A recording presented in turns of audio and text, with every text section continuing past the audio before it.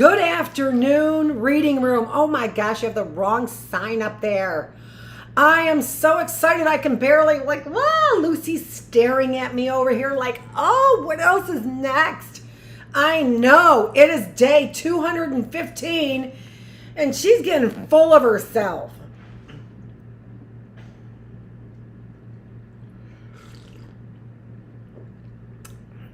Don't worry. That's all I got to say to you. Before you start investing in soldiers to knock me down and domesticate me. I'm domesticated. Faux show. Let's get to it because I'm so excited. So this is a wonderful thing because our next book is on, as I said, a dangerous idea. And what I am reading for you is what the lawyer from this book's famous speech was, which became privy to through our Bookless classroom. I don't even know how this web is weaved in such a wonderful way that it makes like a beautiful scarf. I know.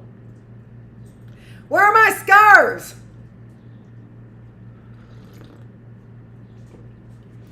I hear no horns beeping to that. That's upsetting to me. Where are my scarves? I know you guys love your scarves. My scarves. Who stole them? Or letting them sit there getting all musty. That can be cleaned. There are anti-mold, fungi, bacterial sprays out there.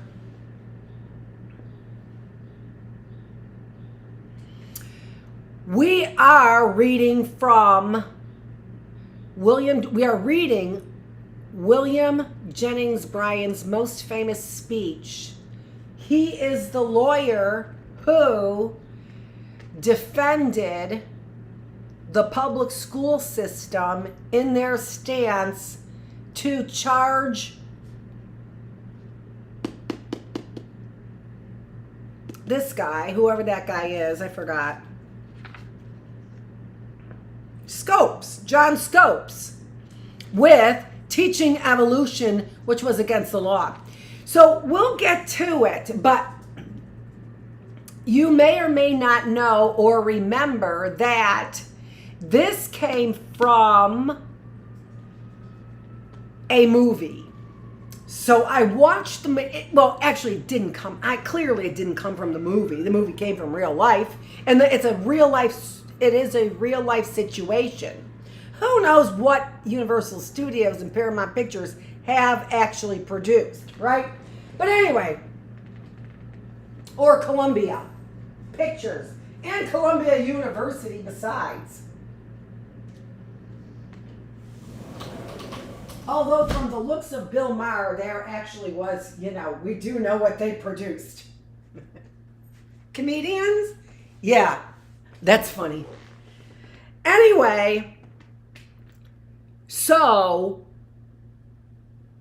I watched the movie because I have been interested in this, and I told you for a long time in Bookless Classroom that I am going to do something with this Scopes monkey trial.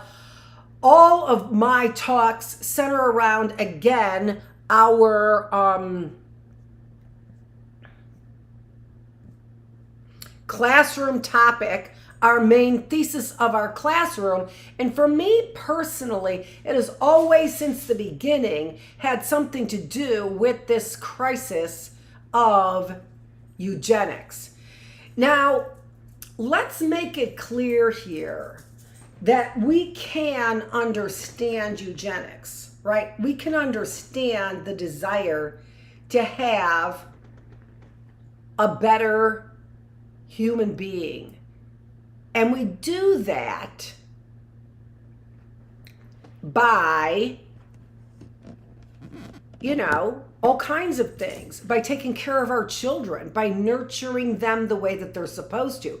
We have what can be framed as degenerates or feeble-minded individuals because of the environment. And we've known this, and we've read about it, and we talk about it to all extents in this class because of our major theme of this denied human liberty and dignity every hour of the day. So we've always been reading between the lines in that, how can this be the real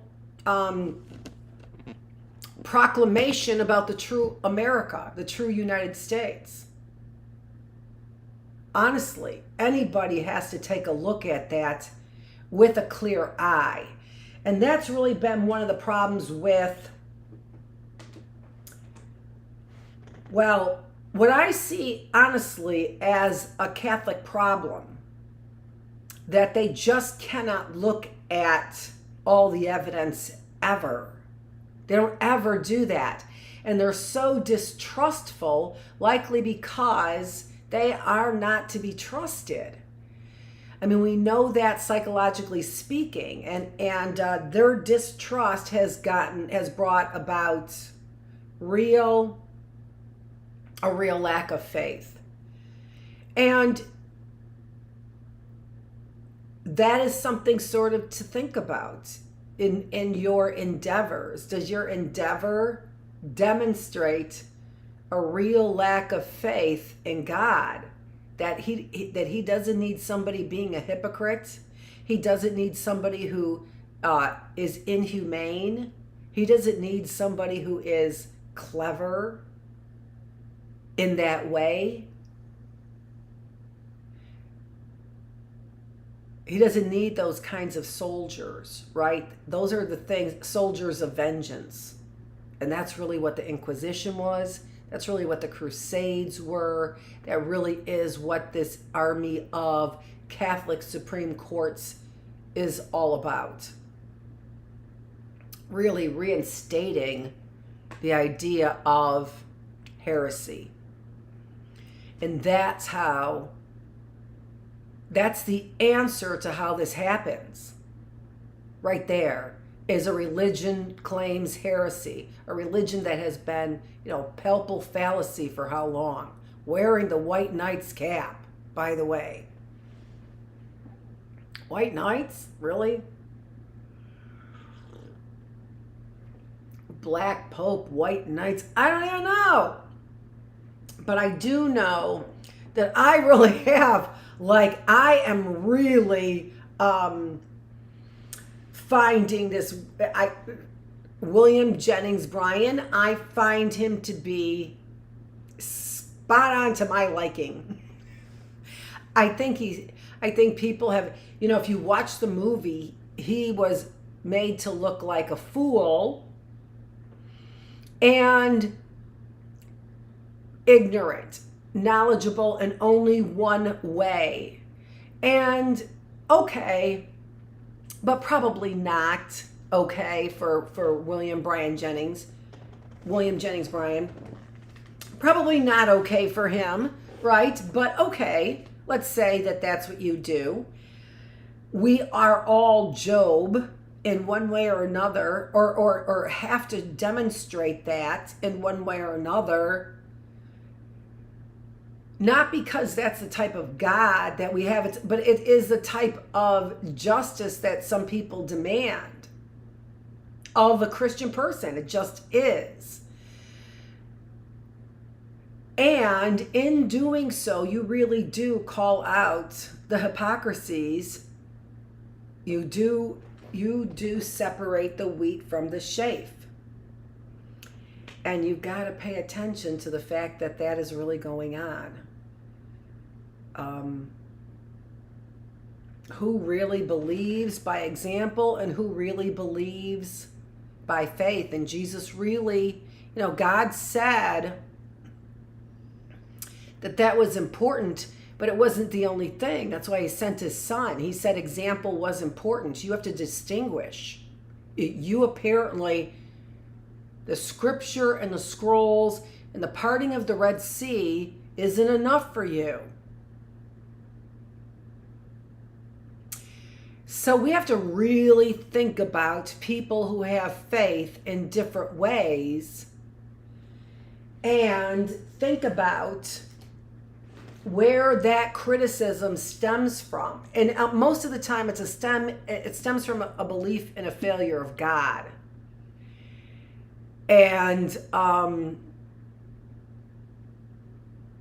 or his messengers,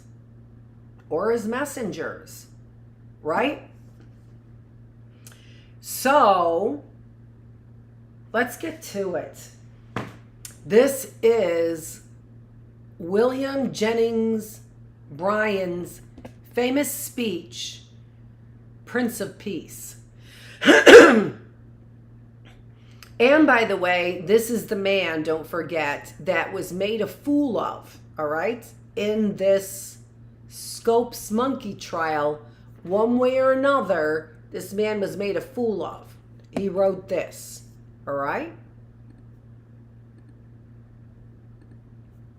I thought I didn't put it up there. I mean, I didn't think I did, but I should have.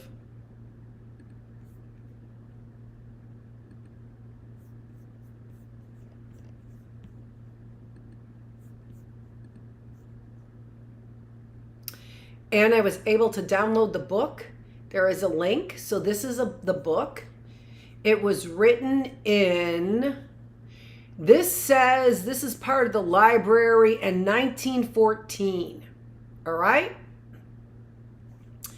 I think that's the only date on this.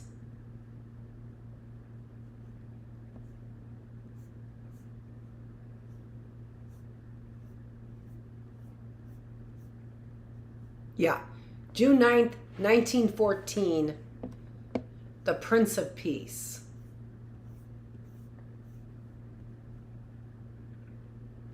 Now, he clearly gave this speech many times because it was his famous speech. So this was, quite a bit after the speech. Well, probably not quite a bit after. No, probably during that time, right during that time, because people wanted it. It was so famous. Let's not worry about that. I offer no apology for writing upon a religious theme, for it is the most universal of all themes. I am interested in the science of government, but I am more interested in religion than in government. I enjoy making a political speech. I have made good many and shall make more, but I would rather speak on religion than on politics. I commenced speaking on the stump when I was only 20, but I commenced speaking in the church 6 years earlier. I shall be in the church even after I am out of politics. I feel sure of my ground when I make a political speech, but I feel even more certain of my ground when I make a religious speech. If I addressed you upon the subject of law, I might interest the lawyers. If I discussed the science of medicine, I might interest the physicians. In like manner, merchants might be interested in comments on commerce, and farmers in matters pertaining to agriculture, but no one of these subjects appeals to all. Even the science of government, though broader than any profession or occupation, does not embrace the whole sum of life, and those who think upon it differ so among themselves that one could not enlarge upon the subject so as to please a part without displeasing the others. While to me, sorry about that, I've got a booger here. While to me the science of government is intensely absorbing, I recognize that the most important things in life lie outside the realm of government, and that more depends upon what the individual does for himself than upon what the government does or can do for him. Men can be miserable under the best governments, and they can be happy under the worst government.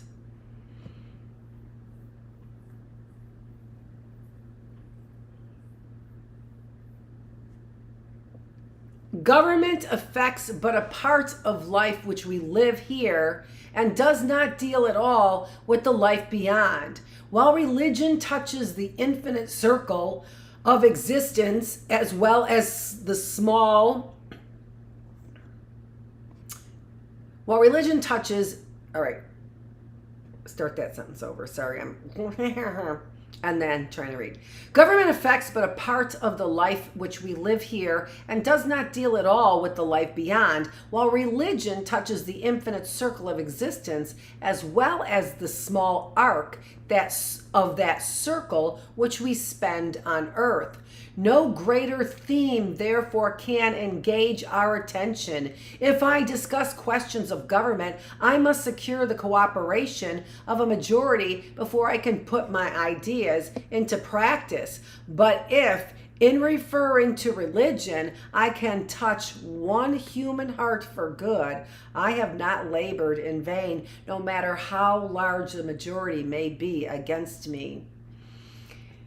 Man is a religious being. The heart instinctively seeks for a God. Whether he worships on the banks of the Ganges, prays with his face upturned to the sun, kneels towards Mecca, or regarding all space as a temple, communes with the Heavenly Father according to the Christian creed, man is essentially devout.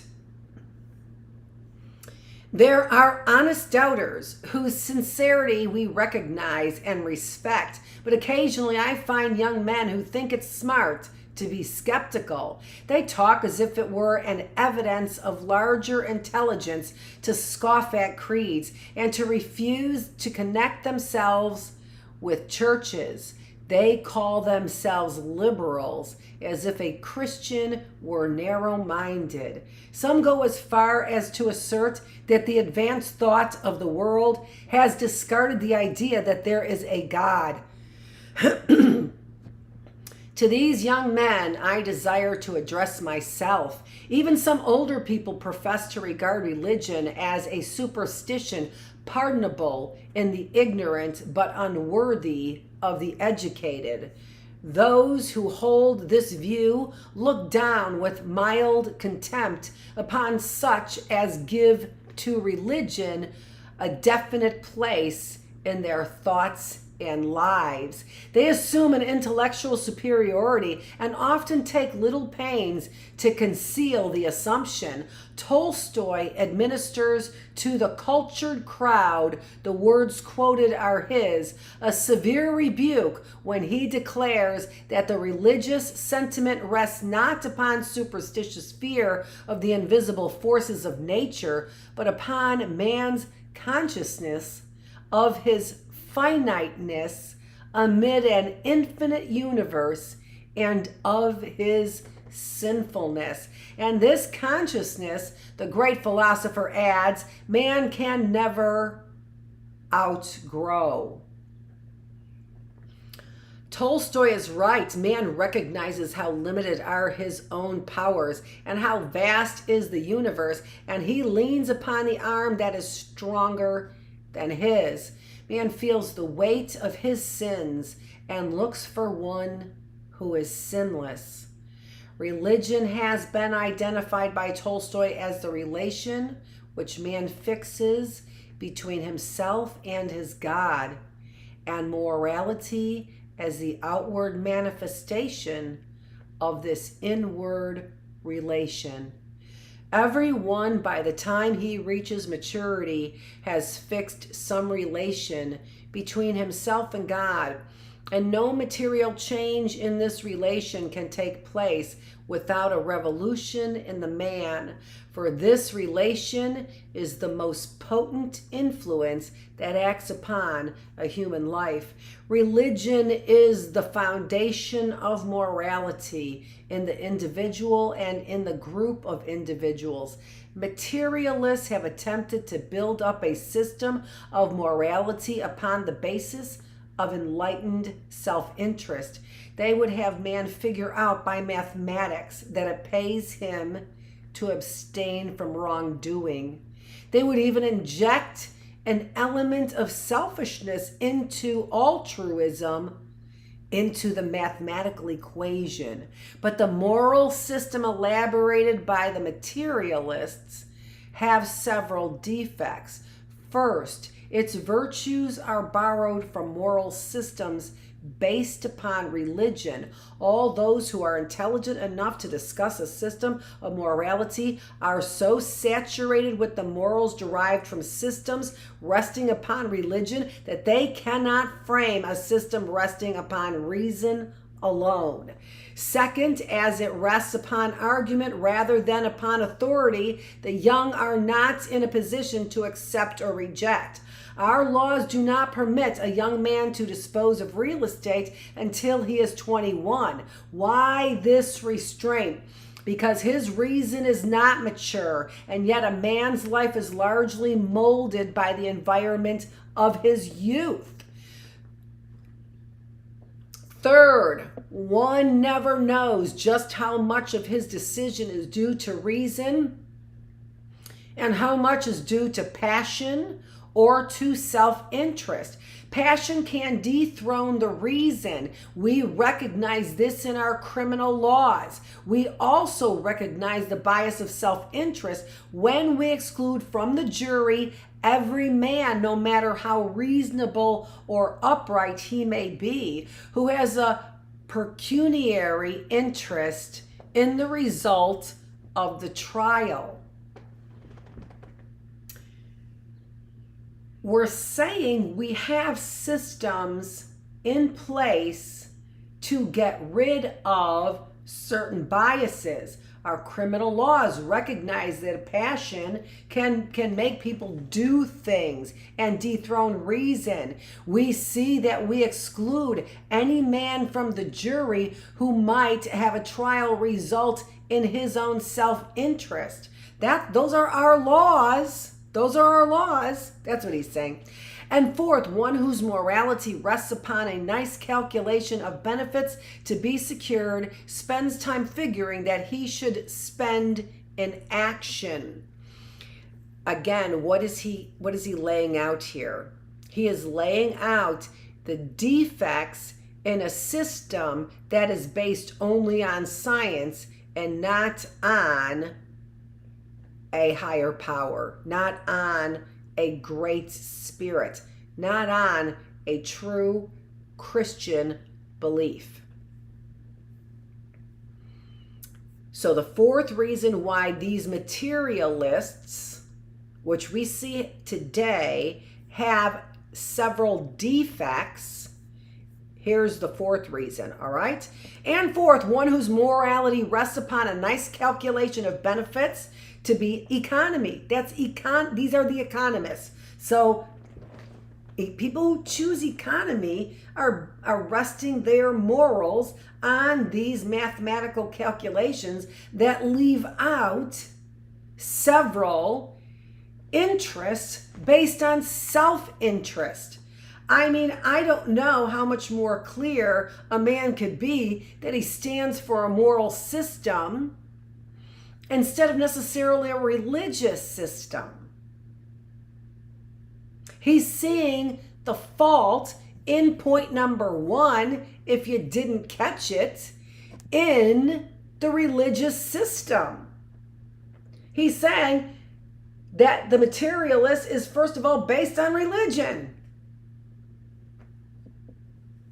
These are complex thoughts. You can't just throw a dart and say there's a fault. Yeah, you'll find it when you observe that closely. That's quantum physics, folks.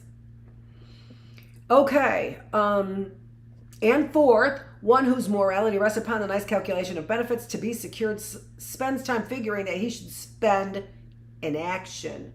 Those who keep a book account of their good deeds seldom do enough good to justify keeping books. A noble life cannot be built upon an arithmetic. It must be rather like the spring that pours forth constantly of that which refreshes and invigorates.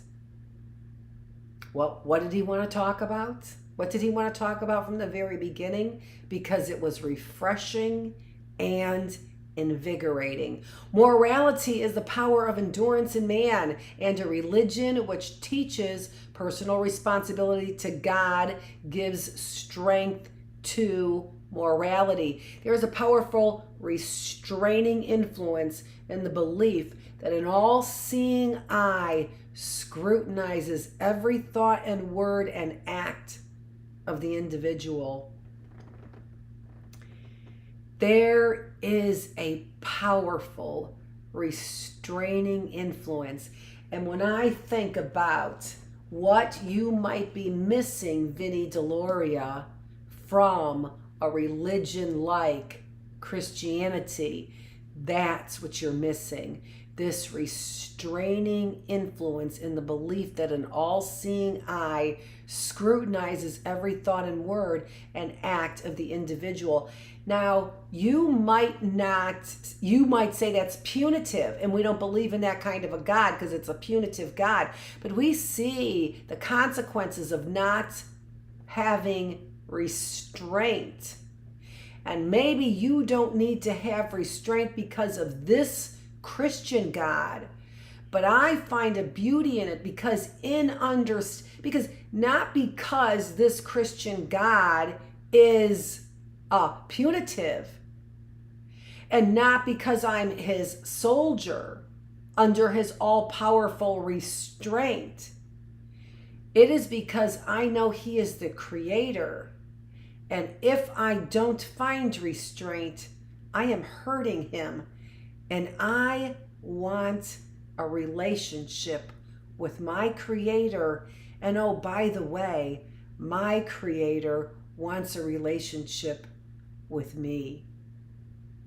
He would not have created me if he didn't want a relationship with me. He would not have done your cosmic Leviathan if he didn't want a prayer sent to him, a relationship with him. He wanted to be understood, and it was the Christian movement who wanted to know him. And there is nothing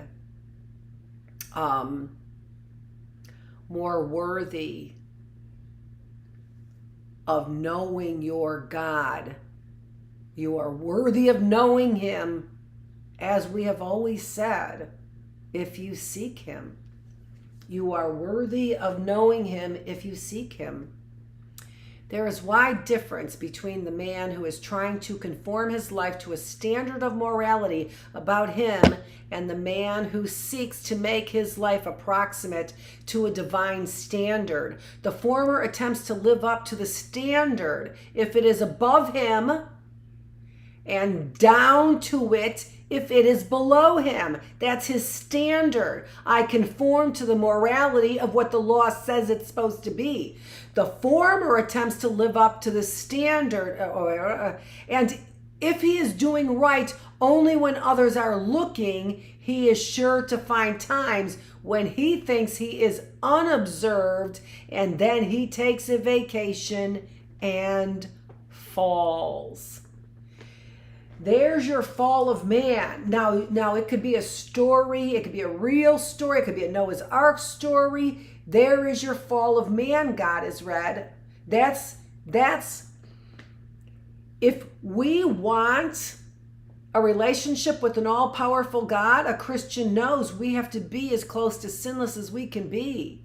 So that's what we work for, right? That's what a real Christian who wants a relationship with God knows, that I can't have it unless he can't have that energy around him. If he's energy, who's once again looking to destroy the godly energy, where we get our energy from, right? You could call it the sun, but where the sun get the energy from? It is energy. And by pulling from it in ways that are self-interested, destructive, horrific, create a horror story for God's creation, Again, as I've said, all he has to do is extinguish the light from above, and you're done. And you're done. I want to know. I mean, I want this. I want this for protection. I'll keep going. And I want my ideas for relationship. One needs the inner strength which comes with the conscious presence of a personal God. If those who are thus fortified sometimes yield to temptation, how helpless and hopeless must those be who rely upon their own strength alone. And that is, can you get that? Can you get that part of the submission? Right? There is a powerful restraining influence in the belief that an all-seeing eye scrutinizes every thought and word and act in the individual. If those who are thus fortified sometimes yield to temptation, how helpless and no, that wasn't what it was. One needs the inner strength which comes with the conscious presence of a personal God. If those who are thus fortified sometimes yield to temptation, how helpless and hopeless must those be who rely on their own? How helpless and hopeless. I should have done this in the first place. How helpless and hopeless must those be who rely upon their strength alone? Sometimes the words of Christianity, to have this personal relationship with Christ and say, I'm going to work so hard for you because I know through you I can have a personal relationship with the capital G God. You've let me know that, right? And in that, I find peace and rest. I'm sorry. I think as a teacher, I explain, and then I don't want to diminish the power of the stream of his words, right? There are difficulties to be encountered in religion, but there are difficulties to be encountered everywhere. If Christians sometimes have doubts and fears, unbelievers have more doubts and greater fears. I passed through a period of skepticism when I was in college, and I have been glad ever since that I became a member of the church before I left home for college, for it helped me during those trying days. And the college days cover the dangerous period in the young man's life. He is just coming into possession of his powers and feels stronger than he ever feels afterwards, and he thinks he knows more than he ever does know. It was at this period that I became confused by the different theories of creation, but I examined these theories and found that they all assumed something to begin with. You can test this for yourselves. The nebular hypothesis, for instance, assumes that matter and force existed, matter and particles infinitely fine, and each particle separated from every other particle by space infinitely great. Beginning with this assumption, force working on matter, according to this hypothesis, created a universe. I gotta close that door. I hear that humming now.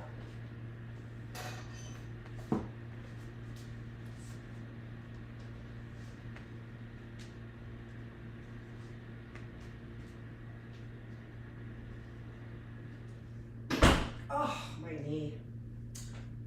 Feels good to get up and get it moving.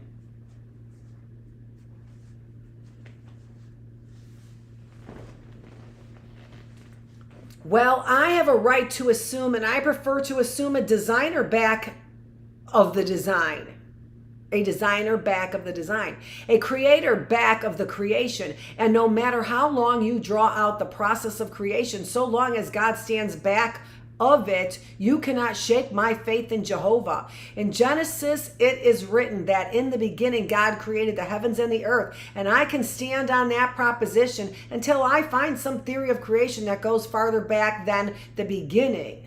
We must begin with something. We must start somewhere, and the Christian begins with God. I do not carry the doctrine of evolution as far as some do. I am not yet convinced that man is a lineal descent of the lower animals. I do not mean to find fault with you if you want to accept the theory. All I mean to say is that while you may trace your ancestry back to the monkey, if you find pleasure or pride in doing so, you shall not connect me with your family tree without more evidence than has yet been produced. I object to the theory for several reasons. First, it is a dangerous theory. If a man links himself in generations with the monkey, it then becomes an important question whether he is going toward him or coming from him. And I have seen them going in both directions. I do not know of any argument that can be used to prove that man is an improved monkey that may not be used just as well to prove that the monkey is a degenerate man, and the latter theory is more plausible than the former. It is true that man in some physical characteristics resembles the beast, but man has a mind as well as a body, and a soul as well as a mind. The mind is greater than the body, and the soul is greater than the mind. And I object to having man's pedigree traced on 1/3 of him only, and that the lowest third. Fairbairn, in his philosophy of Christianity, lays down a sound proposition when he says that it is not sufficient to explain man as an animal, that it is necessary to explain man in history, and the Darwinian theory does not do this. The ape, according to this theory, is older than man, and yet the ape is still an ape, while man is the author of the marvelous civilization which we see about us. Now, I would just like to stop there for a minute and just say, I have proposed, as in trial and error, several reasons why we have, also the reductionist theory, the mousetrap theory. There are plenty of theories out there that says this evolution does not take place, including even that table that they use, that they found in the rock, which is the most evidence I've seen. That's physical evidence. But here, what they're saying here is, use your head. Use your fucking head. The ape, according to this theory, is older than man, and yet the ape is still an ape, while man, who's newer than the ape, is the author of the marvelous civilization which we see about us. Why didn't the ape evolve? Why aren't we seeing this evolution? The ape is older, yet the ape is still an ape. You may be able to explain that, well, the ape didn't evolve. It doesn't fucking make sense. It doesn't. There's so many holes in the theory. And then you have to, then you get these like evangelists who are,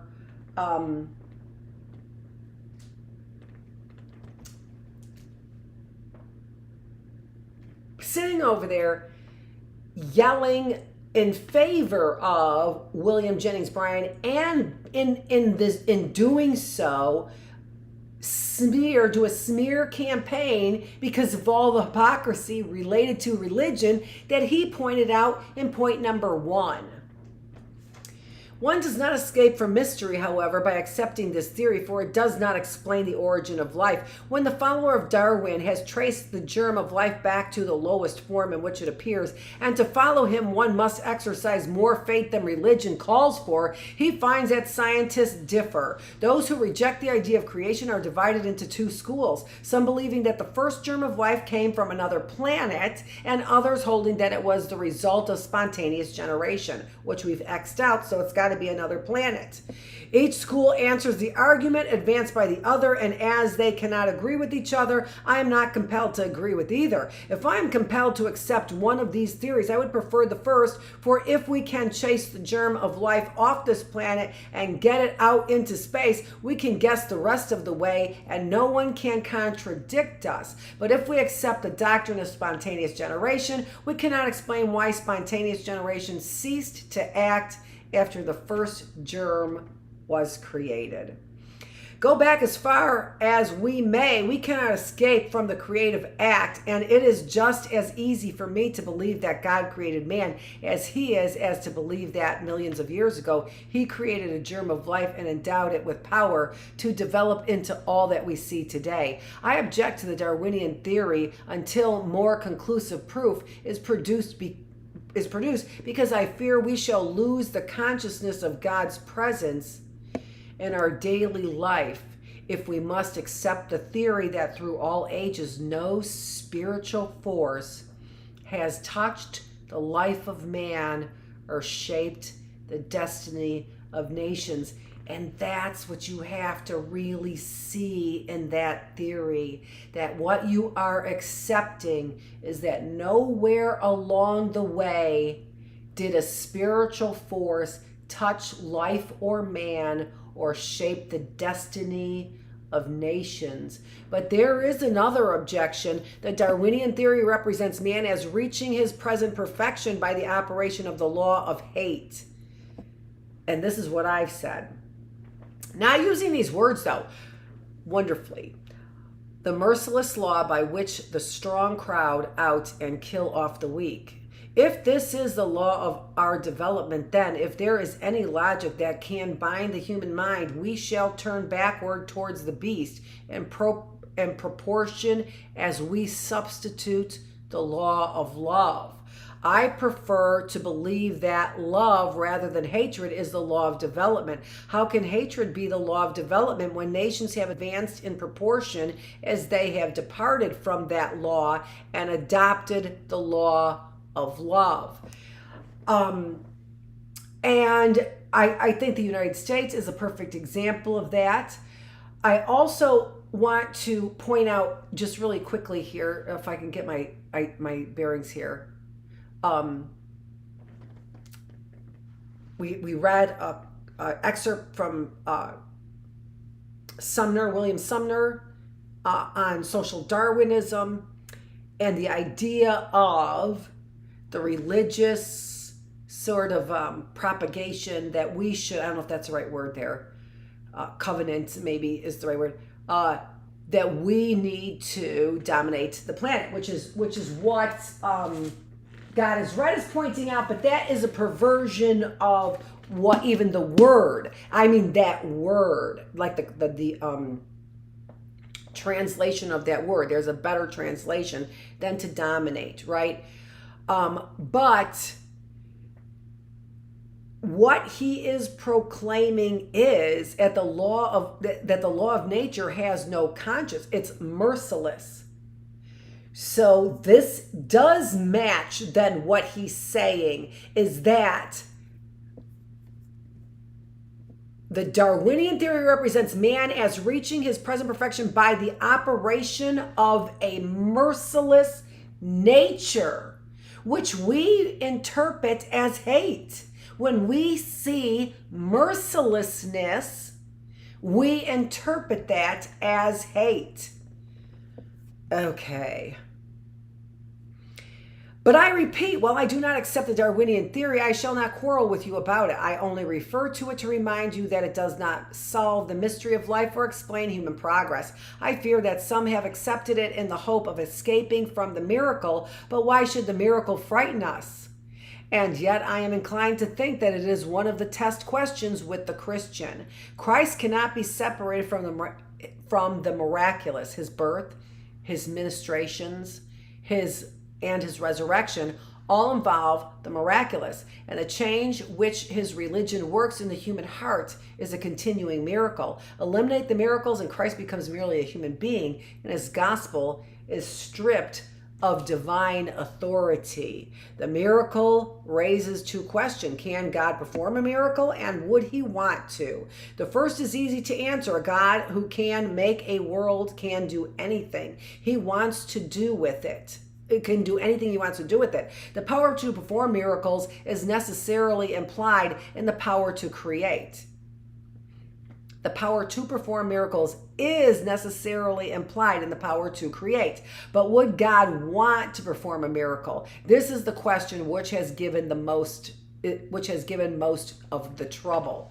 The more I have considered it, the less inclined I am to answer in the negative. To say that God would not perform a miracle is to assume a more intimate knowledge of God's plans and purpose than I can claim to have. I will not deny that God does perform a miracle or may perform one merely because I do not know how or why he does it. I find it so difficult to decide each day what God wants done now that I am not presumptuous enough to attempt to declare what God might have wanted to do thousands of years ago. The fact that we are constantly learning of the existence of new forces suggests the possibility that God may operate through forces yet unknown to us, and the mysteries with which we deal every day warn me that faith is as necessary as sight. See our early birds on energy. Who would have credited a century ago the stories that are now told of the wonder-working electricity? For ages man had known the lightning, but only to fear it. Now the invisible current is generated by a man-made machine imprisoned in a man-made wire and made to do the bidding of man. We are even able to dispense with the wire and hurl words through space, and the X-ray has enabled us to look through substances which were supposed until recently to exclude all light. The miracle is not more mysterious than many of the things with which man now deals. It is simply different. The miraculous birth of Christ is not more mysterious than any other conception. It is simply unlike it. Nor is the resurrection of Christ more mysterious than the myriad resurrections which mark each annual seed time. It is sometimes said that God could not suspend one of his laws without stopping the universe. But do we not suspend or overcome the law of gravitation every day? Every time we move a foot or lift a weight, we temporarily overcome one of the most universal of natural laws, and yet the world is not disturbed. Science has taught us so many things that we are tempted to conclude that we know everything, but there is really a great unknown which is still unexplored, and that which we have learned ought to increase our reverence rather than our egotism. Science has disclosed some of the machinery of the universe, but science has not yet revealed to us the great secret, the secret of life. It is to be found in every blade of grass, in every insect, in every bird and every animal, as well as in man.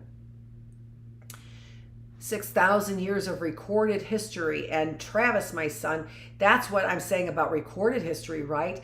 We have no recorded history of Venus, and no recorded history of man is what this is saying. So there does seem to be a time before man and after man when recorded history started. And yet we know no more about the secret of life than they know in the beginning. We live, we plan, we have our hopes, our fears, and yet in a moment a change may come over any one of us, and this body will become a mass of lifeless clay.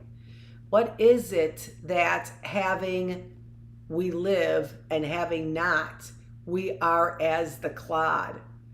The progress of the race and the civilization which we now behold are the work of men and women who have not yet solved the mystery of their own lives. And our food, must we understand it before we eat it? If we refuse to eat anything until we could understand the mystery of its growth, we would die of starvation. But mystery does not bother us in the dining room. It is only in the church that it is a stumbling block. I was eating a piece of watermelon some months ago and was struck with its beauty. I took some of this so reminds me of my husband, and I think we've had this conversation. I took some of the seeds and dried them and weighed them and found that it would require some 5,000 seeds to weigh a pound. And then I applied mathematics to that 40-pound melon. One of these seeds put into the ground when warmed by the sun and moistened by the rain takes off its coat and goes to work. It gathers from somewhere 200,000 times its own weight, and forcing this raw material through a tiny stem constructs a watermelon. It ornaments the outside with a covering of green. Inside the green, it puts a layer of white, and within the white, a core of red, and all through the red, it scatters seeds, each one capable of continuing the work of reproduction.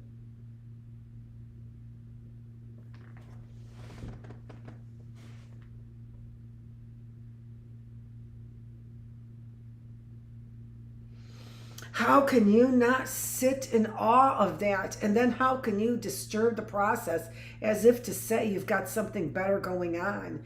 And I would imagine that it's going to take a miracle to make up for the mess that all this kind of, I don't know. Where does that little seed get its tremendous power? Where does it find its coloring matter? How does it collect its favoring extract? How does it build a watermelon? And let me also say this, that it can be the disgrace. This can be true, that it can be the disgrace of the poverty and exploitation of many other countries, that those people came to America looking for some kind of different answer here. And it may have taken, I don't know, genetic engineering in order to undo the damage that people were seeing that they just couldn't take. I don't know, right? And that's what makes, people say, no, not 100% of are children of God, but that's really what makes this whole thing like where people could look at somebody and say hypocrite. You have to know somebody's heart. I know I wrote on social Darwinism with the idea that nature really is merciless, but without the concept that it became merciless. Even nature itself became merciless. So anyway, all right.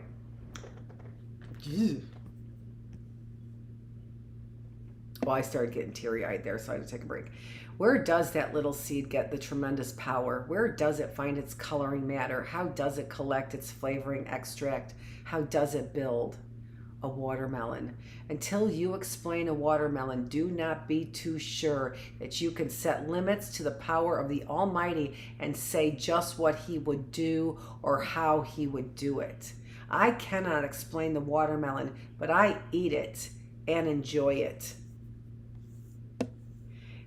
Exactly, how arrogant to say that this is the answer, and now you're hopeless, and now you just might as well be a soldier, and oh, by the way, that just totally falls into my nefarious plan of taking over the world and making production and soldiers out of you, economic bursting from the loins. The egg is the most universal of foods, and its use dates from the beginning, but what is most mysterious than the egg? When an egg is fresh, it is an important article of merchandise. A hen can destroy its market value in a week's time, but in 2 weeks more, she can bring forth from it what man could not find in it. We eat eggs, but we cannot explain an egg. Water has been used from the birth of man. We learned after it had been used for ages that it is merely a mixture of gases. But it is far more important that we have water to drink than that we know it is not water. Everything that grows tells a like story of infinite power. Why should I deny that a divine hand fed a multitude with a few loaves and fishes when I see hundreds of millions fed every year by a hand which converts the seeds scattered over the field into an abundant harvest? We know that food can be multiplied in a few months' time. Shall we deny the power of the Creator to eliminate the element of time when we have gone so far in eliminating the element of space? Who am I that I should attempt to measure the arm of the Almighty with my puny arm, or to measure the brain of the infinite with my finite mind? Who am I that I should attempt to put metes and bounds to the power of the Creator? But there is something even more wonderful still, the mysterious change that takes place in the human heart when the man begins to hate the things he loved and to love the things he hated. The marvelous transformation that takes place in the man who, before the change, would have sacrificed a world for his own advancement, but who, after the change, would give his life for a principle and esteem it a privilege to make sacrifice for his convictions.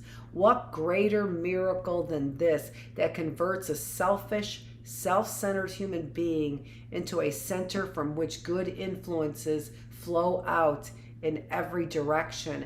And yet this miracle has been wrought in the heart of each one of us, or may be wrought, and we have seen it wrought in the hearts and lives of those about us. No living a life that is a mystery and living in the midst of mystery and miracles, I shall not allow either to deprive me of the benefits of the Christian religion.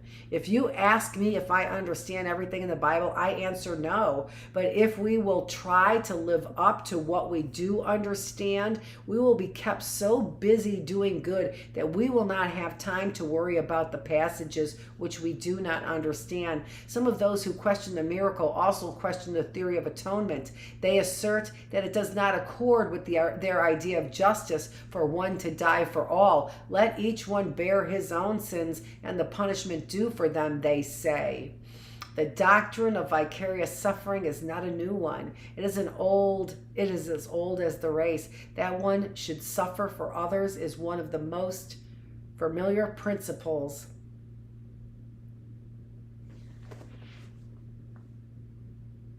and we see the principle illustrated every day of our lives. Take the family, for instance, from the day the mother's first child is born. For 20 or 30 years, 20 or 30 years, her children are scarcely out of her waking thoughts.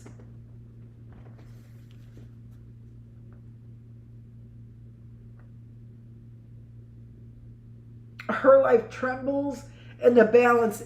At each child's birth, she sacrifices for them. She surrenders herself to them. Is it because she expects them to pay her back? Fortunate for the parent and fortunate for the child if the latter has an opportunity to repay in part the debt it owns. But no child can compensate a parent for a parent's care.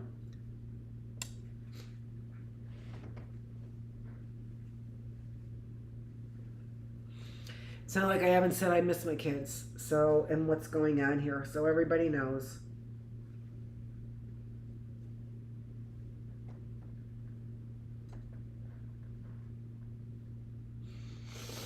In the course of nature, the debt is paid, not to the parent, but to the next generation and the next. Each generation suffering, sacrificing for, and surrendering itself to the generation that follows. This is the law of our lives. Nor is this confined to the family. Every step in civilization has been made possible by those who have been willing to sacrifice for posterity. Freedom of speech. Freedom of speech, freedom of the press, freedom of conscience, and free government have all been won for the world by those who are willing to labor unselfishly for their fellows. So well established is this doctrine that we do not regard anyone as great unless he recognizes how unimportant his life is in comparison with the problems with which he deals. I find proof that man was made in the image of his creator, and the fact that throughout the centuries man has been willing to die if necessary. Hold on. I'll stop doing that.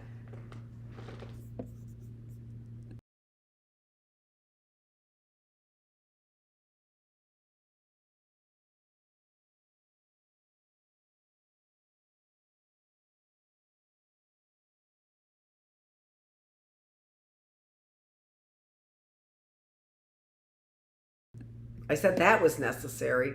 The seeming paradox. He that saveth his life shall lose it, and he that loseth his life for my sake shall find it, has an application wider than that usually given to it. It is an epitome of history. Those who live only for themselves live little lives, but those who stand ready to give themselves for the advancement of things greater than themselves find a larger life than the one they would have surrendered. Wendell Phillips gave expression to the same idea when he said, "What imprudent men the benefactors of the race have been! How prudently most men sink into nameless graves, while now and then a few forget themselves into immortality." We win immortality not by remembering ourselves, but by forgetting ourselves in devotion to things larger than ourselves. Instead of being an unnatural plan, the plan of salvation is in perfect harmony with human nature as we understand it. And that's always been my belief. It's just in a greater plan, and that greater plan I can't comprehend, especially when I'm suffering now. But I haven't suffered in comparison to what other people have suffered, and so I'm like willing to buy into God's plan. Sacrifice is the language of love, and Christ, in suffering for the world, adopted the only means of reaching the heart. This can be demonstrated not only by theory but by experience, for the story of his life, his teachings, his sufferings, and his death has been translated into every language, and everywhere it has touched the heart. But if I were going to present an argument in favor of the divinity of Christ, I would not begin with miracles or mystery or with the theory of atonement. I would begin as Carnegie Simpson does in his book entitled The Fact of Christ. Commencing with the undisputed fact that Christ lived, he points out that one cannot contemplate this fact without feeling that in some way it is related to those now living. He says that one can read of Alexander, of Caesar, or of Napoleon and not feel that it is a matter of personal concern, but that when one reads that Christ lived and how he died, he feels that somehow there is a cord that stretches from that life to his. As he studies the character of Christ, he becomes conscious of certain virtues which stand out in bold relief: his purity, his forgiving spirit, and his unfathomable love.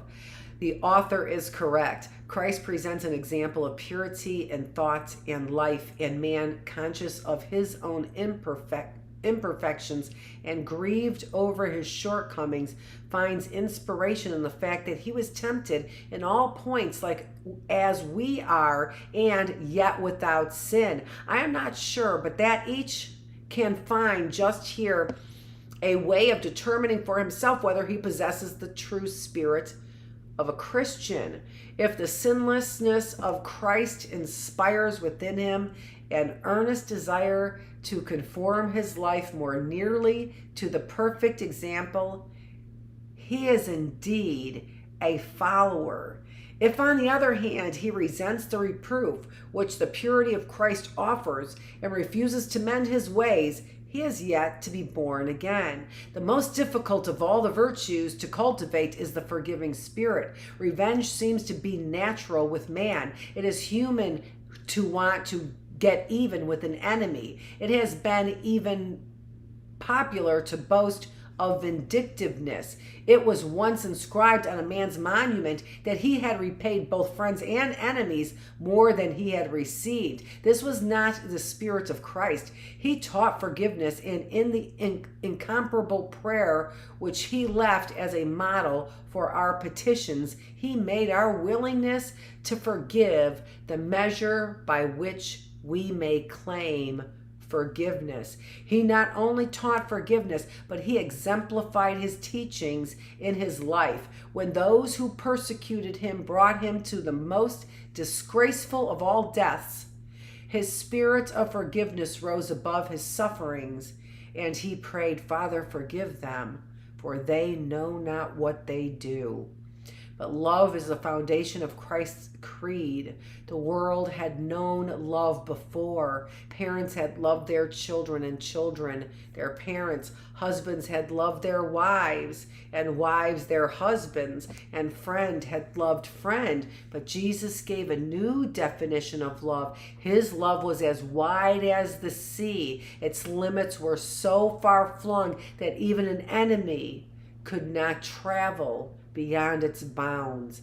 Other teachers sought to regulate the lives of their followers by rule and formula, but Christ's plan was to purify the heart and then to leave love to direct the footsteps. What conclusion is to be drawn from the life, the teachings, and the death of this historic figure? Reared in a carpenter's shop with no knowledge of literature save Bible literature, with no acquaintance with philosophers living or with the writings of sages dead, when only about 30 years old, he gathered disciples about him, promulgated a higher code of morals than the world had ever known before, and proclaimed himself the Messiah. He taught and performed miracles for a few brief months and then was crucified. His disciples were scattered and many of them put to death. His claims were disputed, his resurrection denied, and his followers persecuted. And yet, from this beginning, his religion spread until hundreds of millions have taken his name with reverence upon their lips, and millions have been willing to die rather than surrender the faith which he put into their hearts. How shall we account for him? Here is the greatest fact of history. Here is one who has, with increasing power for 1900 years, molded the hearts and the lives of men, and he exerts more influence today than ever before. What think ye of Christ? It is easier to believe him divine than to explain in any other way what he said and did and was.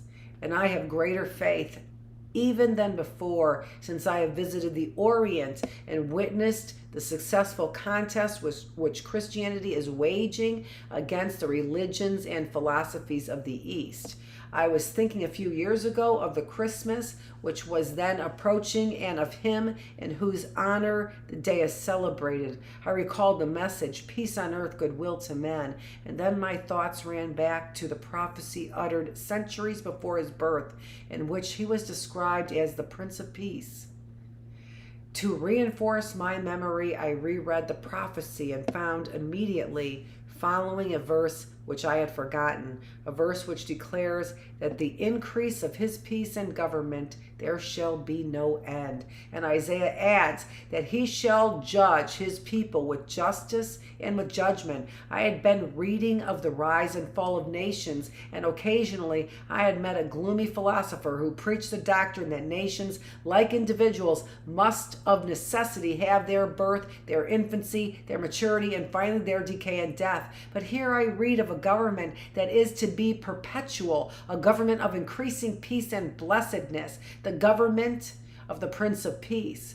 And it is to rest on justice. I have thought of this prophecy many times. During the last few years, I have selected this theme that I might present some of the reasons which lead me to believe that Christ has fully earned the right to be called the Prince of Peace, a title that will in years to come be more and more applied to him. If he can bring peace to each individual heart, and if his creed, when applied, will bring peace throughout the earth, who then deny his right to be called Prince of Peace? All the world is in search of peace. Every heart that ever best has sought for peace, and many have been the methods employed to secure it. Some have thought to purchase it with riches and have labored to secure wealth, hoping to find peace when they were able to go where they pleased and buy what they liked.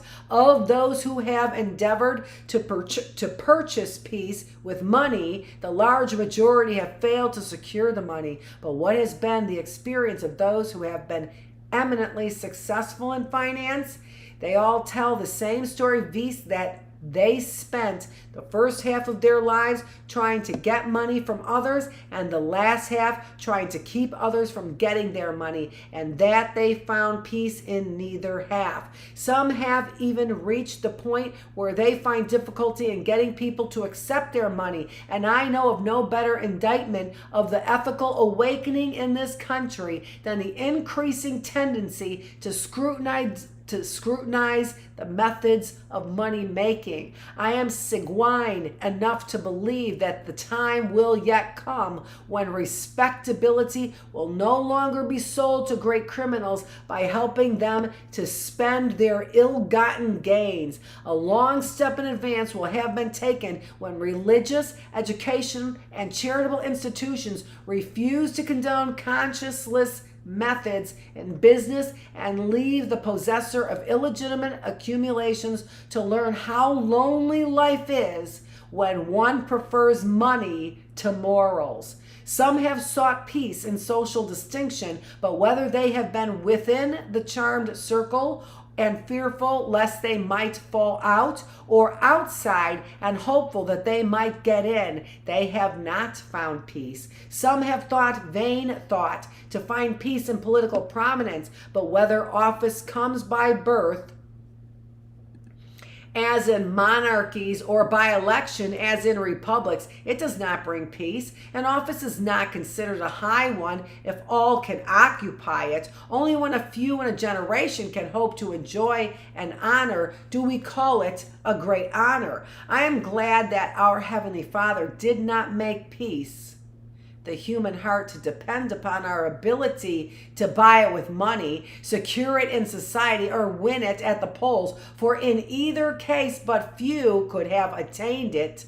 But when he made peace, the reward of a conscience void of offense toward God and man, he put it within the reach of all. The poor can secure it as easily as the rich, the social outcast as freely as the leader of society, and the humblest citizen equally with those who wield political power.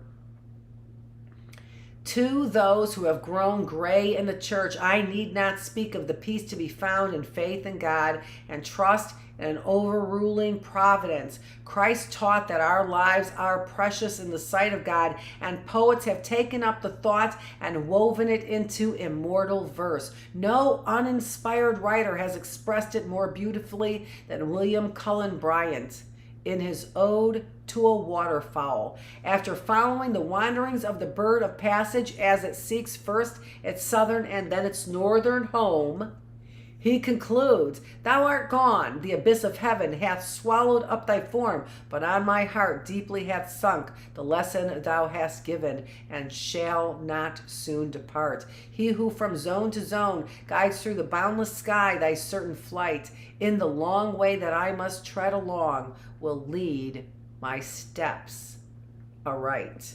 Who leads that bird? That's what he's saying.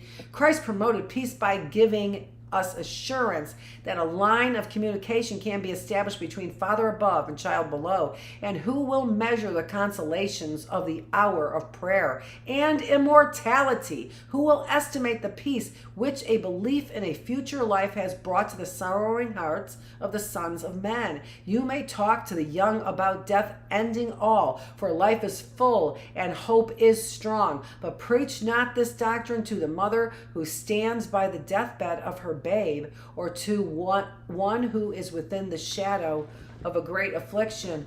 When I was a young man, I wrote to the Colonel Ingersoll and asked him for his views on God and immortality. His secretary answered that the great infidel was not at home, but enclosed a copy of a speech of Colonel Ingersoll's which covered my question. I scanned it with eagerness and found that he had expressed himself about as follows: I do not say there is no God. I simply say I do not know. I do not say there is no life beyond the grave. I simply say I do not know. And from that question to this day, I've asked myself the question and have been unable to answer it to my own satisfaction. How could anyone find pleasure in taking from a human heart a living faith and substituting therefore the cold and cheerless doctrine, I do not know? Remember that book? Remember that book that I read? I read a book in Early Birds where the child was asking about God, and the mother was saying, I don't know, and the child just was not satisfied with that answer. I remember reflecting on this with my own children. I feel like God answers my prayers, but there's a lot of people who feel like God doesn't. Which way do I lead my children into believing? I need to have them have strength and know that diligence is in their hands. And there was a lot of me that felt I don't know. And I felt like that mother, but when I was a child and read that book, I felt so unsatisfied. So I completely connected with what he's saying. How could anyone find pleasure in, first of all, saying, don't believe in God, taking from a human heart a living faith, don't believe in God, but here's my answer: I don't know. Christ gave us proof of immortality. It came from a spaceship. That's the best I got. Christ gave us proof of immortality, and it was a welcome assurance, although it would hardly seem necessary that one should rise from the dead to convince us that the grave is not the end. To every created thing, God has given a tongue that proclaims a future life. If the Father designs to touch with divine power the cold and pulseless heart of the buried acorn, and to make it burst forth from its prison walls, will he leave neglected in the earth the soul of man, made in the image of his Creator? If he stoops to give to the rose bush whose withered blossoms float upon the autumn breeze the sweet assurance of another springtime, will he refuse the words of hope to the sons of men when the frosts of winter come? If matter mute and inanimate, though changed by the forces of nature into a multitude of forms, can never die, will the imperial spirit of man suffer annihilation when it has paid a brief visit like a royal guest to this tenement of clay? Rather, let us believe that he who is his apparent prodigality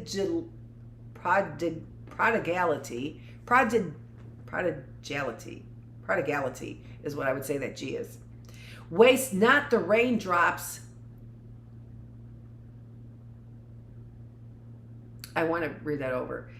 Rather, let us believe that he who is in his apparent prodigality waste not the raindrops, the evening sighing zephyrs, the blade of grass, and created nothing without a cause, has made provision for a future life in which man's universal longing for immortality will find its realization. I am as sure that we live again as I am sure that we live today. Let's see if we can't look up that word. Spending money or resources freely, recklessly, wastefully extravagant, having something on a lavish scale.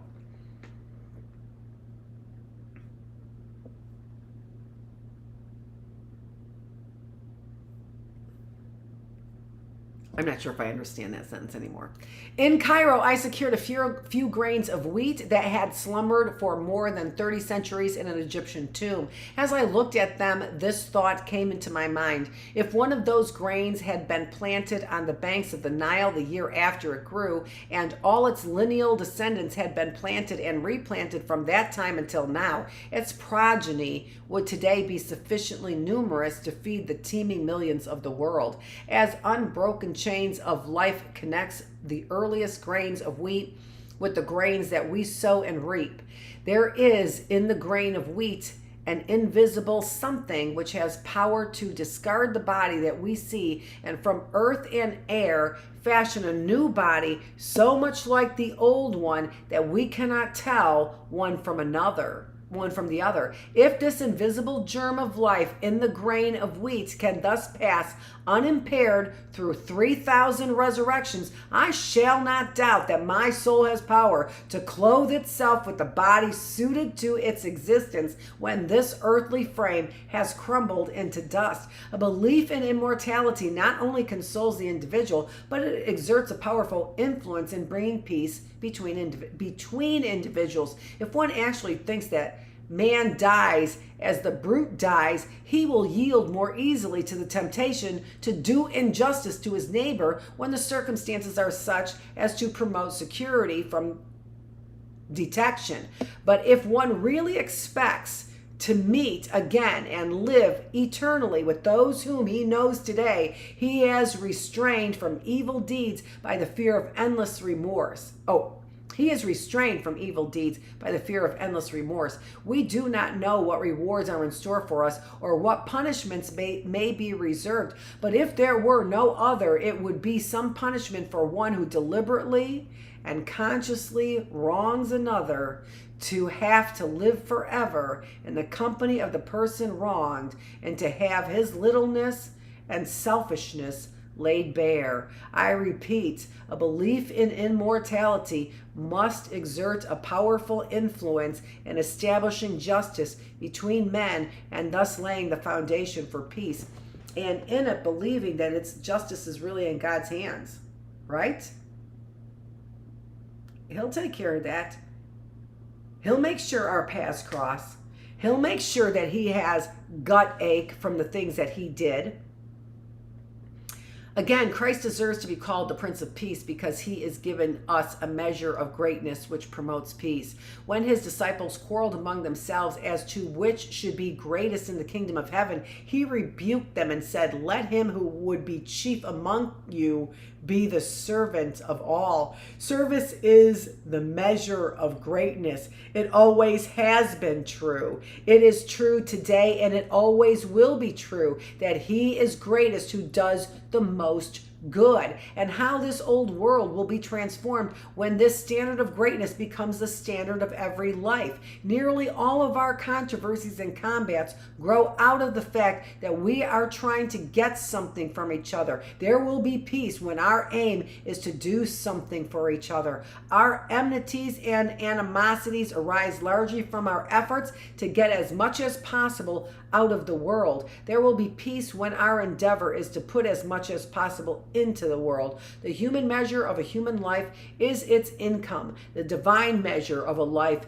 is its outgo, its overflow, its contribution to the welfare of all. Christ also led the way to peace by giving us a formula for the propagation of truth. Not all of those who have really desired to do good have employed the Christian method. Not all Christians even.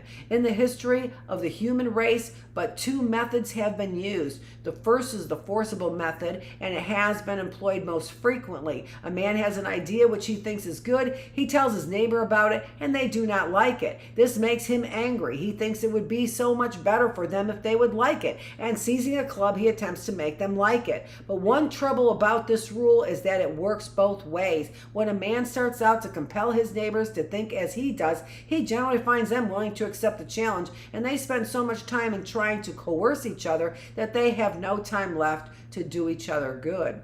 The other is the Bible plan. Be not overcome of evil, but overcome evil with good. And there is no other way of overcoming evil. I am not much of a farmer. I get more credit for my farming than I deserve, and my little farm receives more advertising than it is entitled to. But I'm a farmer enough to know that if I cut down weeds, they will spring up again, and farmer enough to know that if I plant something there which has more vitality than the weeds, I shall not only get rid of constant cutting, but have the benefit of the crop besides. In order that there might be no mistake in his plan of propagating the truth, Christ went into detail and laid emphasis upon the value of example. So live that others, seeing your good works, may be constrained to glorify your Father which is in heaven. There is no human influence so potent for good as that which goes out from an upright life. A sermon may be answered, the arguments presented in a speech may be disputed, but no one can answer a Christian life. It is the unanswerable argument in favor of our religion. It may be a slow process, this conversion of the world by the silent influence of a noble example, but it is the only sure one, and the doctrine applies to nations as well as to individuals. The gospel of the Prince of Peace gives us the only hope that the world has, and it is an increasing hope of the substitution of reason for the arbitrament of force and the settlement of international disputes. And our nation ought not to wait for other nations. It ought to take the lead and prove its faith in the omnipotence of truth. But Christ has given us a platform so fundamental that it can be applied successfully to all controversies. We are interested in platforms. We attend conventions, sometimes traveling long distances. We have wordy wars over the phraseology of various planks, and then we wage earnest campaigns to secure the endorsement of these platforms at the polls. The platform given the world by the Prince of Peace is more far-reaching and more comprehensive than any platform ever written by the convention of any party in any country. When he condensed into one commandment those of the 10 which relate to man's duty towards his fellows and enjoined upon us the rule, thou shalt love thy neighbor as thyself. He presented a plan for the solution of all the problems that now vex society or may hereafter arise. Other remedies may palliate or postpone the day of settlement, but this is all sufficient, and the reconciliation which it effects is a permanent one.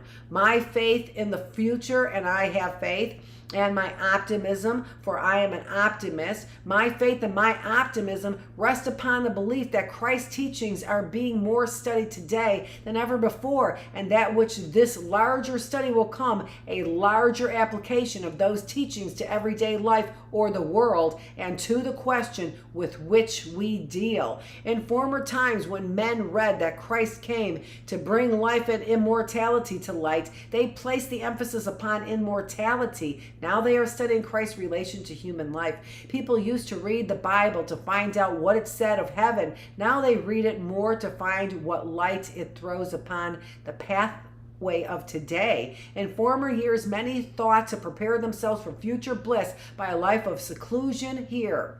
We are learning that to follow in the footsteps of the Master, we must go about doing good. Christ declared that he came that we might have life and have it more abundantly. The world is learning that Christ came not to narrow life, but to enlarge it, not to rob it of its joy, but to fulfill it to overflowing with purpose, earnestness, and happiness. But this Prince of Peace promises not only peace, but strength. Some have thought his teachings fit only for the weak and the timid, and unsuited to men of vigor, energy, and ambition. Nothing could be farther from the truth. Only the man of faith can be courageous, confident that he fights on the side of Jehovah. He doubts not the success of his cause. What matters is whether he shares in his shouts of triumph. If every word spoken in behalf of truth has its influence and every deed done for the right weighs in the final account, it is immaterial to the Christian whether his eyes behold victory or whether he dies in the midst of conflict. Yea, though lie upon the dust, when they who have helped thee flee in fear, die full of hope and manly trust, like those who fell in battle here. Another hand thy sword shall wield, another hand the standard wave, till from the trumpet's mouth is pealed the blast of triumphs o'er thy grave. Only those who believe attempt the seemingly impossible, and by attempting prove that one with God can chase 1,000 and that two can put 10,000 to flight. I can imagine that the early Christians who were carried into the Colosseum to make a spectacle for those more savage than the beasts were entreated by their doubting companions not to endanger their lives, but kneeling in the center of the arena, they prayed and sang until they were devoured. How helpless they seemed, and measured by every human rule, how hopeless was their cause. And yet within a few decades, the power which they invoked proved mightier than the legions of the emperor, and the faith in which they died was triumphant o'er all the land. It's said that those who went to mock at the sufferings returned asking themselves, what is it that can enter into the heart of man and make him die as these die? The awness of real integrity. What is it that can enter into the heart of man and make him die as these die? On their knees in prayer, as they hopeless as they were devoured. They were great conquerors in their death than they were greater conquerors in their death than they could have been had they purchased life by a surrender of their faith. What would have been the fate of the church if the early Christians had as little faith as many of our Christians of today? And if the Christians of today had the faith of the martyrs, how long would it be before the fulfillment of the prophecy that every knee shall bow, every tongue confess? That's really all we're asking, isn't it? Nobody's asking you to be incarcerated. We're asking every knee. Now, I'm not the Prince of Peace. I've never said I was the Prince of Peace. I'm reading this, and it's about Jesus Christ. Don't pervert this man's meaning for self-interest.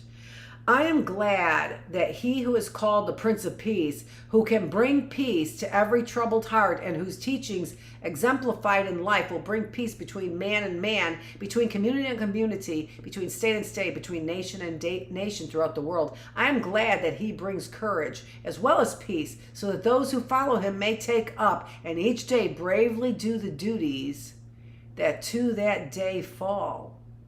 Again, as I've said, I just take it up and do until somebody tells me to do differently.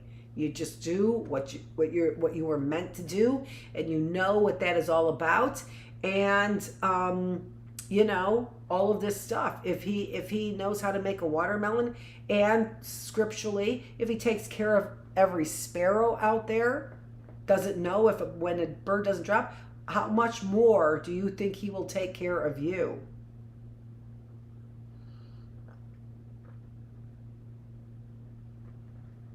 He's not, the punitive God in Revelation, I don't think.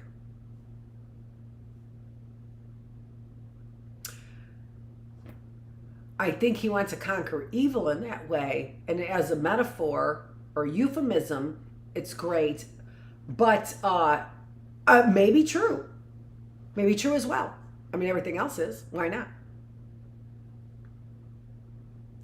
As the Christian grows older, he appreciates more and more the completeness with which Christ satisfies the longings of the heart, and grateful for the peace which he enjoys and for the strength which he has received. He repeats the words of the great scholar Sir William Jones.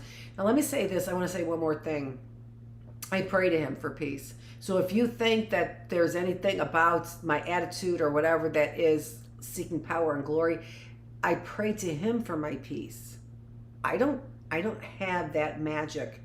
I rely on him for guidance, for purpose, for energy, and in times where I'm very afraid, he answers my prayer for peace, and it's a very specific request.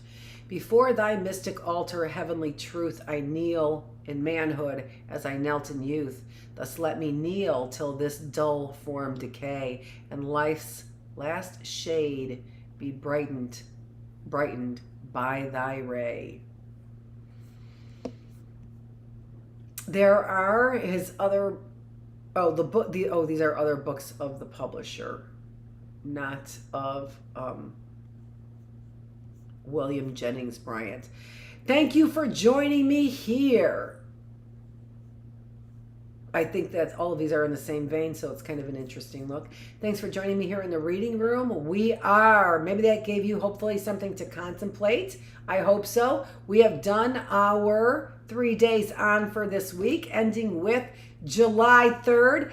Oh my goodness gracious, have a wonderful 4th of July weekend. Enjoy the sunshine. I hope it is wonderful. We kind of celebrated yesterday with our Declaration of Independence. We talked about it all day yesterday. I didn't even toot the horn or do a red, white, and blue. I could open a can of Pepsi. That's what I do for my red, white, and blue. Always have it in the house. Now I do. Dr. Annette Feravich, thank you so much for joining me here in the reading room on day 215 of the classroom. It is July 3rd. Well, let's just like... It is July 3rd, and I think I'm going to go put on my bathing suit and get a little more sunshine. Thanks for joining me here.